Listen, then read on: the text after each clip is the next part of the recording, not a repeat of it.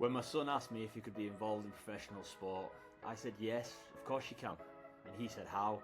He said there's no one in sport who has any of the challenges that I do. My aim was to find these athletes, coaches, professionals, and interview them and share their stories so that they can show the world what is beyond perception.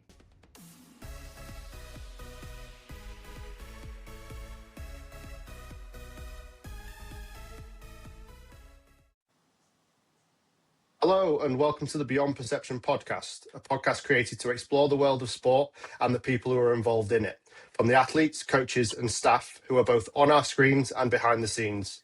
Further to this, we want to delve deeper into the neurodiverse and physical disability of our guests and learn what it takes to be where they are and inspire others out there to do so. Today, I'm joined by my co-host, Ahren. Ahren, how are we? Yeah, very good, thank you, Reece. How are you? Yeah, not too bad, mate. Not too bad for a Monday. It's been very busy, very hectic, long day of work. But yeah, it's good to be on call with you. How are things at your end?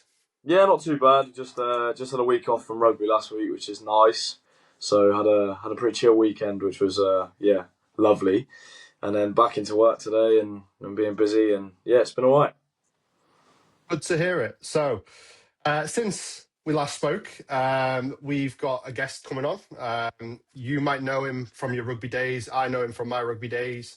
Mr. Aly Muldowney. Thoughts on him so far?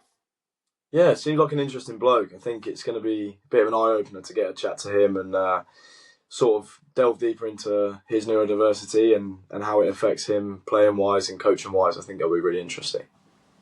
For sure, definitely. So, before we get into it, as always, for our audience members, grab a brew, grab a pen, grab some notes, and let's introduce our guest, Mr. Aly Muldowney.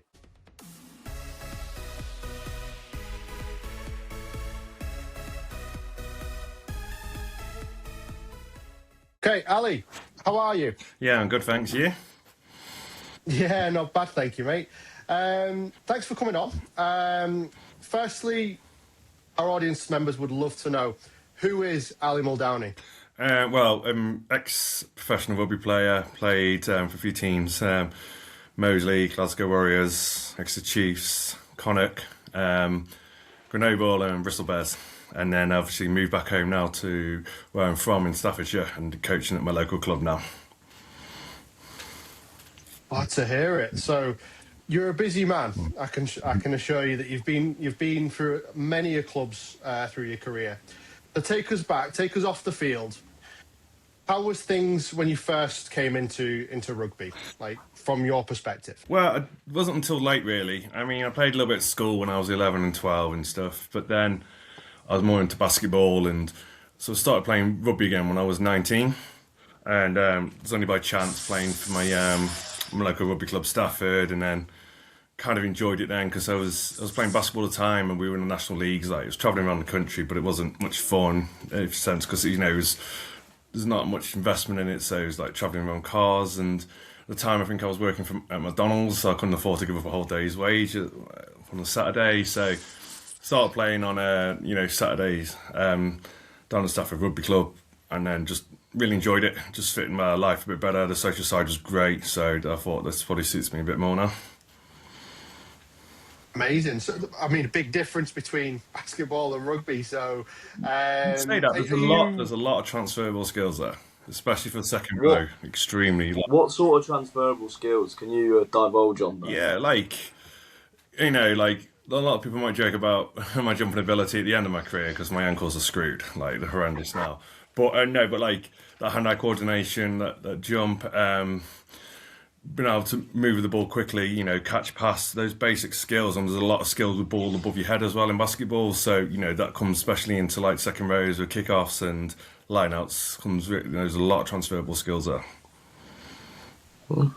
Great. So, obviously, I come back from a rugby background. I'm a big rugby fan. So, obviously, I've seen you playing on and off the field. One thing that has obviously been quite recent is your neurodiverse, which not a lot of audience members might know. So could you talk to us a little bit about that for me? Yes, it's been late diagnosed. My son Marlon, he's 13 now. Then first like 3 years of his life, he's pretty much living in Ireland. Then we moved to France for a few years, and that's when he started Montessori in France. We started noticing a few things, and then he ended up getting diagnosed with autism. Not officially, we had to wait good for like 3 or 4 years for that to come in, but got told by the doctor, yeah, he's autistic. We got to, and then started looking into it and reading into it, and then there started being a lot of things that's probably like relatable to myself growing up. And then part of my masters at Northumbria University, they had an outreach and they were doing assessments and did a questionnaire to find out about neurodiversity, and then I sparked quite high on that, obviously. And then they applied to Northumbria. They got me into 2 specialists, and I got fully diagnosed with the ADHD there, and then still waiting. And they were like, yeah, and this other specialist we saw, I think, has got autism as well, same as my son. But they're still waiting for that fully diagnosed to come in. But when my son's the other way around, so he's been fully diagnosed with his autism at the moment, but we're still waiting for his ADHD one to go through as well. That's obviously what we've noticed from a lot of our conversations is that a lot of the sort of the signs that you can tell have come from children and noticing similarities and stuff like that. So one thing I am curious to know is, obviously you mentioned it's a late diagnosis. How did you manage that through your rugby career? Obviously not knowing that you have these signs of autism and ADHD potentially. Yeah, looking back, it would have been so much easier to know, because we used to get told like the autistic side as well, like the ADHD side could be great. You just seem a bit like energetic and you might be a bit loud, so it kind of fits in well. But when the autism side takes over, especially when you're tired and fatigued and you can't mask, like I kind of get everyone just think I was really miserable and mardy. Yeah, and so it's very hard to mask that. So I didn't always understand why. I was like, yeah, everyone thinks I'm miserable, everyone hates me a lot of the time, and there'd be a lot of chat about, yeah, you're all right sometimes, and then obviously other times, like, people understand I like my own space. I don't like always doing certain things, and you look back in it and you kind of think a lot of things could have been made a lot easier, but at the same time I didn't know and other people didn't know, so there's no like blame there. It's just, it would have been how great to have an understanding to make life a lot easier, because there was some real dark times there with it. Just on that, you said you can't mask how you're feeling if you're fatigued. How did that impact you in terms of like meetings and then also like downtime? How did that impact your approach to downtime? For me means doing absolutely nothing. I won't leave the house, like curtain shut, done. I'm not done to see anyone for a day or two. But in meetings, I'd always get told like maybe I want to be concentrating. I had bad body language. I'm like, I can't sit still. Like I'm too tired to mask. Like my body needs to move. I need to stim. I need to do something. And then sitting there in meetings when you're tired and fatigued, and you just get made out that you're kind of like a destructive person sometimes. Yeah, and on that, did you? So you felt like that back then, but you didn't know why that was. Was that a challenge for you? Yeah, you don't know why. You just kind of like, well, no, this is just norm. But you look back at the school years as well, where you kind of think probably the same things have happened before, and you just kind of think, oh, it's just the way you are. But without knowing, there's an explanation and tools out there to help with the coping mechanisms. So how did that change throughout your playing career? Obviously, you mentioned that you had these signs. Like, did you get support from like coaches? No, did they maybe point a few things out, or no? You got to conform to the way they want, and that's it. That's why I did an article in the rugby paper, and I said, like, if I knew I'd had ADHD and autism, I would have just quit. Like, no one's going to care.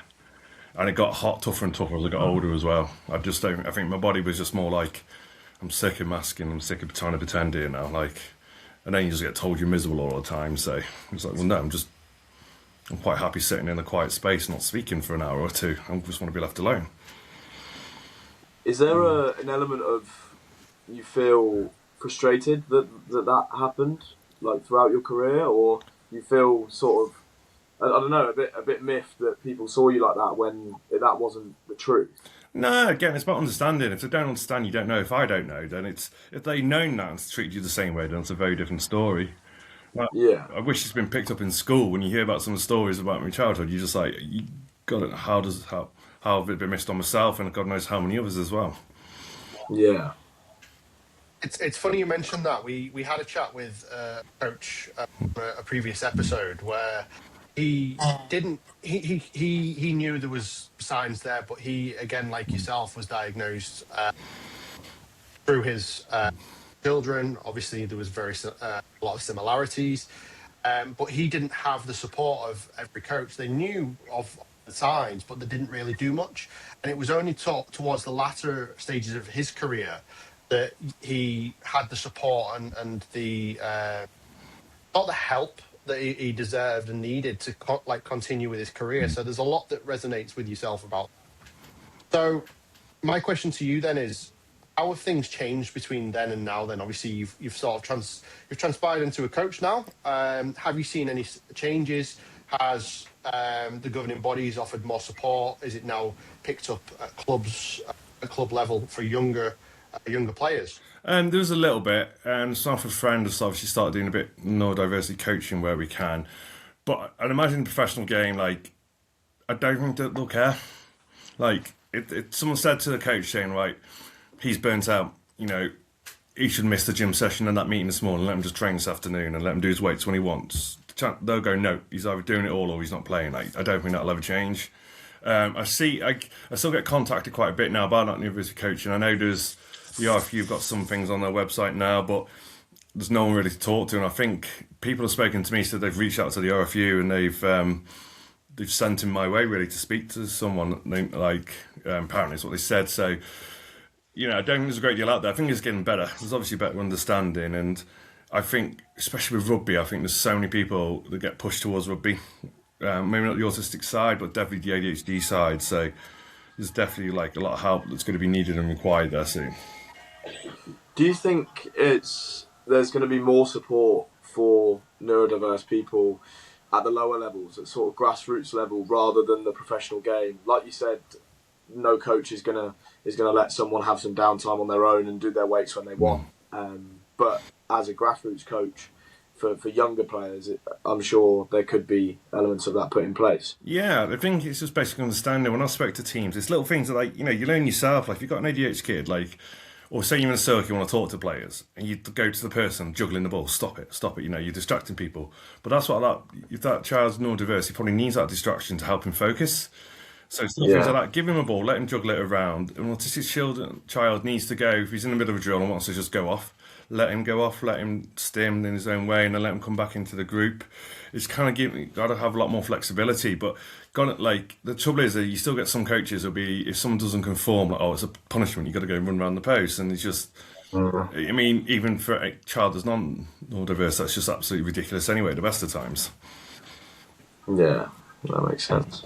It sounds like it's behind a lot of the inclusivity that is there, and it's a shame because, as you say, rugby is quite an inclusive sport, and a lot of players now, and younger people as well, want to get involved. So what is it that you think that can be implemented from the top to bring, filter down and bring more inclusive support and add that network to younger players that might have dims or signs of that masking their neurodiverse condition? Yeah, it's tough because it does obviously need some understanding and some training, but I think it should be maybe one of the new things to look at as part of safeguarding officers or safeguarding part policy in local rugby clubs, if there's any training or sending links to the RFU site where they have got documents about dealing with neurodiversity to head toward the coaches, because it does just come down to the coach and the individuals. You can put everything in place, but if you've got an individual,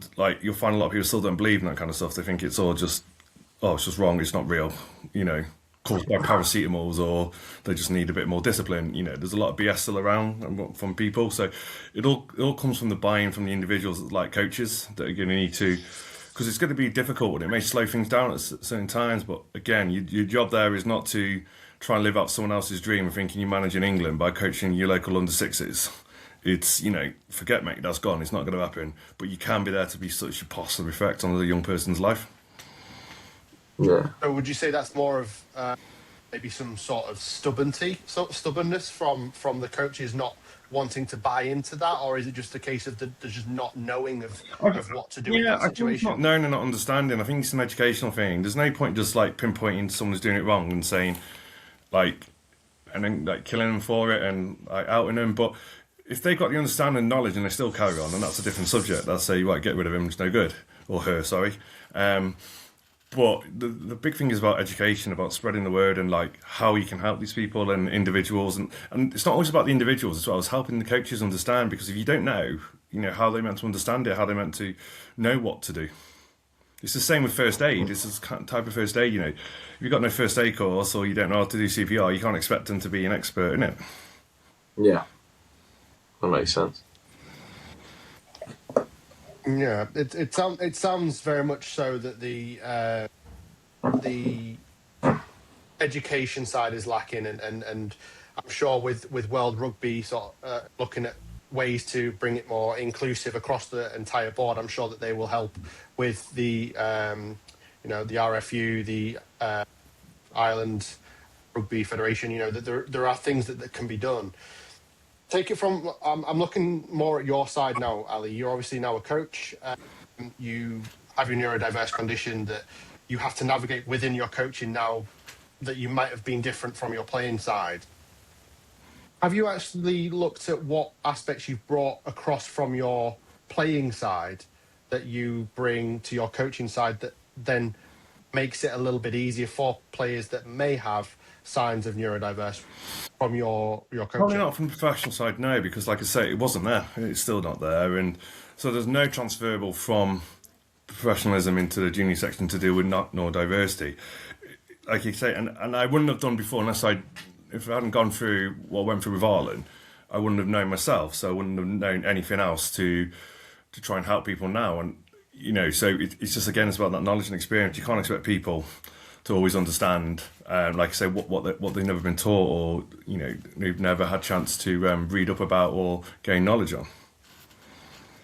In terms of that Reece's question just there, I was just thinking, in terms of you, did you use any things like any ways to help you manage your time, or any ways to help you manage your emotions when you were playing that you've now clocked there's a reason for that, and then implemented that in your coaching? Yeah, so yeah, probably do with that. Yeah, just certain things I'd be like. So especially, I've not seen so much with the autism side so much, but especially the ADHD side. So if they're in a rugby situation, something that they really love, they're going to be a bit more hyperactive. It's a special interest probably. And the fact is now, where normally you might tell them to shut up all the time, to just quiet, you just give them a chance to speak at the right time. And then if someone is getting tired, or sometimes you might find some people that they might be feeling a bit depressed. I've had a few chats with people about that, because I think they're burnt out. And then it's about, now, what coping mechanisms have you got? What are you doing on Sunday? Like, if you've got a big family dinner, do you like that? No, I hate it. Well, try and get out of it, or try and do something that's good for you and yourself, and what helps calm you down and reset your system as well, ready to go. So in terms of that for yourself, what are those things that are good for you? Those things that allow you to switch off, those things that allow you to take a minute and do that you enjoy? Yeah, for me, it's just being at home. Obviously got my dogs as well. But yeah, just walking the dogs is always a good one. Obviously, they always say, being out in nature is good. Just being at home, just completely decompressing. Like, the problem you have as well is a lot of people will, and myself, you always just say yes to everything, and you realise, I just got no energy for that. So I stopped trying to put myself in situations. And probably one of the other things I did learn from rugby as well, especially from playing lower league, is with some of the players, don't force yourselves into the social scenario in rugby now. The rugby side is very different, and I think that's the other thing we've got to realise coaching as well. It's not like it was back in the day where it is, just getting absolutely wasted on Saturday. People just have different aspects of it now. Some people just like to come and go, and it's not then almost punishing players for not being part of that social side. If they don't want to, you don't have to at all. It's always nice if you can, but if you're feeling it. But if not, don't worry about it. You do what's best for you, because sometimes I don't go in the clubhouse after the game because it's quite tight and packed in there. It's too noisy, too many people, and I'm just like, I can't be dealing with that. I'm too tired. I've had a long week, and so now I just want to go home and just chill out. Interesting. Just one more question from me, Ali, if you don't mind. No. It sounds like it's the environment that has really sort of helped you to get a comfort. You mentioned your dogs and obviously your family and everything. Have you seen a change in that from playing to now and coaching? Has that sort of been a slow progression to get to the stage that you are at now, or did you have to change quite quickly from playing to manage that? No, because playing wise, obviously, it was always built towards Saturday, and then Sunday was a family day, and it was almost like it's Sunday, like we've had so much rugby, and especially if I've been away, like could have been away for a night or two, like we've got to do something on the Sunday, all of us, and especially with my son now, like he gets coached so well now at school because he taught him to really regulate himself at weekends. So it was one thing we learnt now, like just because we were all together on a Sunday doesn't mean we have to go out and do something. We're just as happy as in just spending the day together in the house and that being in completely different rooms.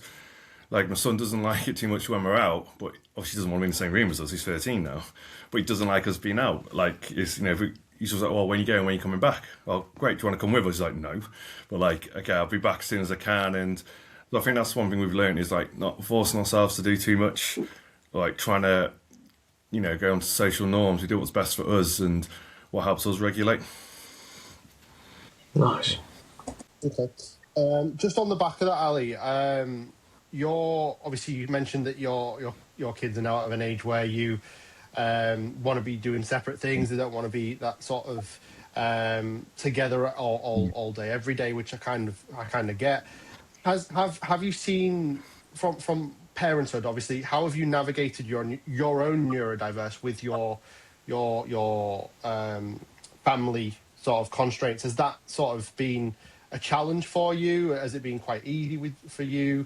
Like being a parent is different from on the field. No, it's challenging for all of us because my wife has ADHD as well. So, but from my perspective, yeah, it's been challenging as in learning, but it's understanding that like it's the TV controls weren't when it's supposed to be. I might shout, but I know after. But I hate myself more than anyone's going to hate me. Like so, hate myself after. Like children have to learn the plates have to go in a certain order. You have to take them out in a certain order. Everything has to be in a certain place, and I think that's probably been like. It's probably something before I've stopped trying to try and hide now and just go no, just embrace it. It just is what it is. That's interesting. Good stuff. As I say, it kind of resonates with a lot of conversations that we've had, especially from last series and previous conversations. So smile, and I'm sure Greg does the same thing when he's on, and sort of resonates with a lot of things that you've mentioned.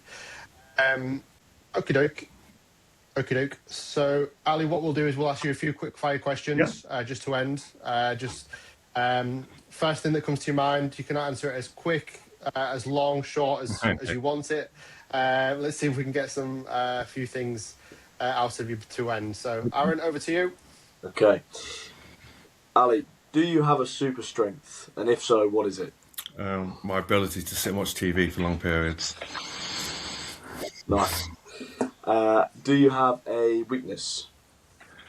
My ability to sit and watch TV. No, impatience, probably impatience. Impatience. Yeah. What is your most memorable sporting moment? Winning the Pro 12 with Connor. What's your biggest learning about yourself that you've taken over the years? Not to comply with social norms. That's a good one. How do you hope that this podcast will help others in your similar position to you? Just knowing that you're not alone, there's nothing wrong, it's just different. And, there's people there to reach out and there's things there to help you with. Brilliant. And the last one is, what is a motivational quote that you live by? I don't really have one that I could use. Could you make one up? I always like the one I got told for rugby was, no, I can't even use that one. I'm trying to think now. Keep it simple. Just keep it simple. Keep it simple. I like that. I love it. Yeah. Love it. Yeah. Thank you ever so much, Ali. That has been absolutely really insightful. Thank you for coming on. Obviously we will hope that we can like and share your story on Instagram and follow your coaching career as you progress. But as far as this podcast goes, we appreciate you coming on and thank you ever so much. No worries at all. That's great to speak to you. Cheers, No Ali. worries. Cheers, mate. Cheers, mate. Thank you. Bye.